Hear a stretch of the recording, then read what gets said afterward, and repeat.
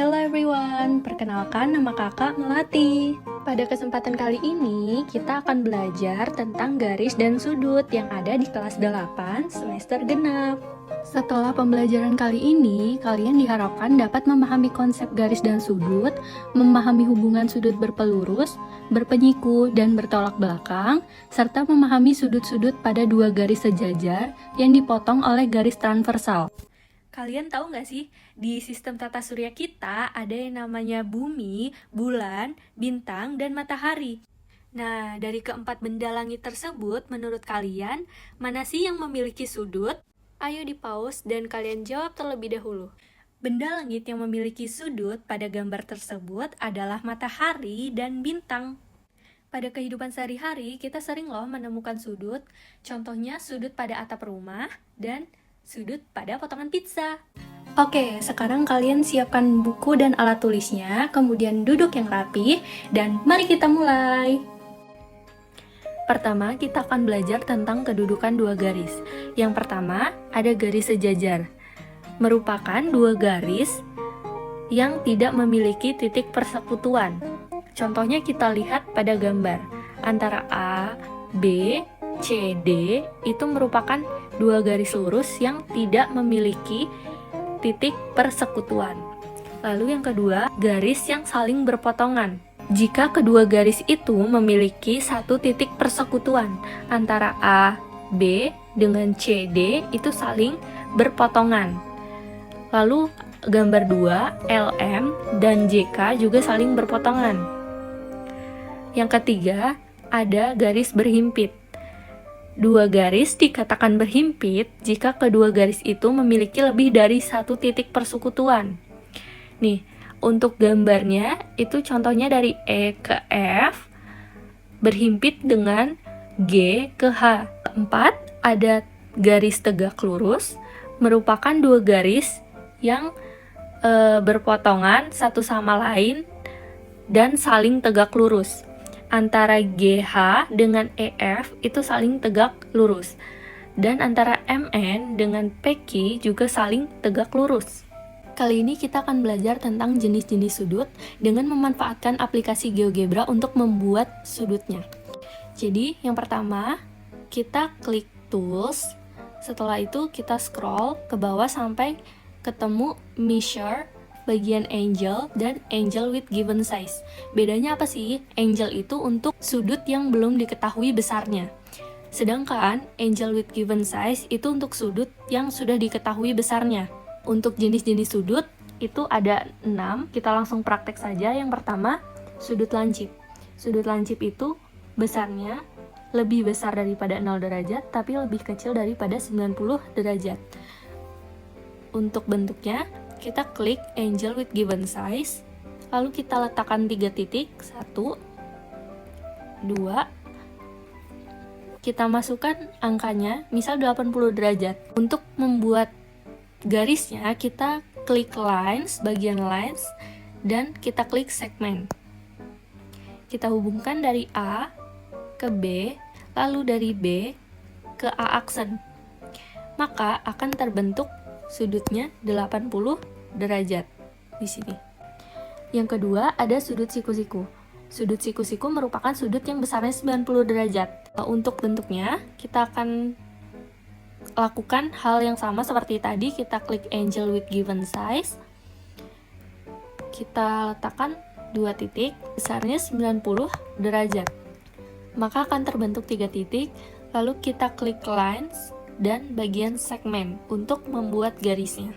Kita klik di titik C, lalu titik D, dari titik D ke titik C aksen. Maka akan terbentuk sudut, betanya adalah 90 derajat. Lalu yang ketiga ada sudut tumpul.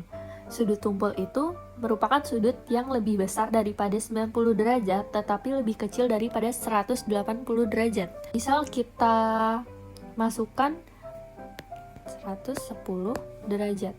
Lalu klik segmen, kita hubungkan, maka akan terbentuk sudut. Selanjutnya ada sudut lurus. Sudut lurus itu merupakan sudut yang sama dengan 180 derajat. Jadi garisnya itu menjadi seperti ini. Kita letakkan 2 titik, kita masukkan nilainya 180 derajat, maka akan terbentuk sudutnya 180 derajat. Selanjutnya ada sudut refleks. Sudut refleks merupakan sudut yang lebih besar daripada 180 derajat, tetapi lebih kecil daripada 360 derajat. Sudutnya akan menjadi seperti ini. Kita letakkan 2 titik, kita masukkan angkanya, contohnya 200 derajat. Terbentuk sudut 200 derajat. 6. Ada sudut 1 putaran penuh. Untuk besar sudutnya adalah 360 derajat. Selanjutnya kita akan belajar tentang hubungan antar sudut berpelurus, berpenyiku, dan bertolak belakang. Yang pertama ada sudut berpelurus, merupakan sudut yang apabila dijumlahkan keduanya bernilai 180 derajat. Untuk menggambarnya kita akan menggunakan aplikasi GeoGebra. Kita klik segmen dari titik S ke titik T. Lalu kita klik min point or center untuk membuat titik tengah antara kedua titik. Dari S kita klik dengan T, maka akan terbentuk titik U. Selanjutnya kita klik segmen dari titik U ke sembarang titik, maka akan terbentuk titik V. Nah, untuk mencari tahu nilai SUV dan VUT, kita akan menggunakan angel, lalu kita klik dari VUS, maka akan terbentuk sudut 24,5 derajat. Lalu kita klik lagi angel dan kita klik TUV, maka akan terbentuk sudut 55,5 derajat. Untuk besar sudutnya totalnya adalah 180 derajat. Yang kedua, sudut berpenyiku atau disebut juga dengan komplement. Sudut yang apabila dijumlahkan keduanya bernilai 90 derajat. Bentuknya seperti ini, kita lakukan hal yang sama seperti pada gambar sebelumnya. Untuk membuktikan apakah sudut ini 90 derajat, kita menggunakan angel dari B, Z, W, A, Z, B. Maka akan terbentuk sudutnya seperti ini. Jadi, totalnya 90 derajat. Disebut dengan sudut berpenyiku. Yang ketiga, sudut bertolak belakang merupakan sudut yang posisinya saling bertolak belakang atau sudut yang membelakangi dan tentunya sama besar. Contohnya terlihat pada gambar, yaitu sudut A dan sudut C itu merupakan sudut yang saling bertolak belakang. Sudut B dan sudut D, lalu sudut E dan sudut G, sudut H, dan sudut F. Sudut yang saling bertolak belakang besarnya sama. Selanjutnya, 2 garis sejajar yang dipotong oleh garis transversal. Yang pertama, itu ada sudut bertolak belakang. Untuk sudutnya, itu bisa kita lihat pada gambar yang ini. Itu ada sudut 1 dengan sudut 4. Itu saling bertolak belakang dan besarnya sama. Yang kedua, sudut sehadap. Bisa kita lihat pada gambar, itu ada sudut 2 dengan sudut 6. Itu saling sehadap. Lalu ada sudut 4 dan 8, sudut 1 dan 5, dan yang terakhir ada sudut 3 dan 7. Yang ketiga, ada sudut dalam berseberangan.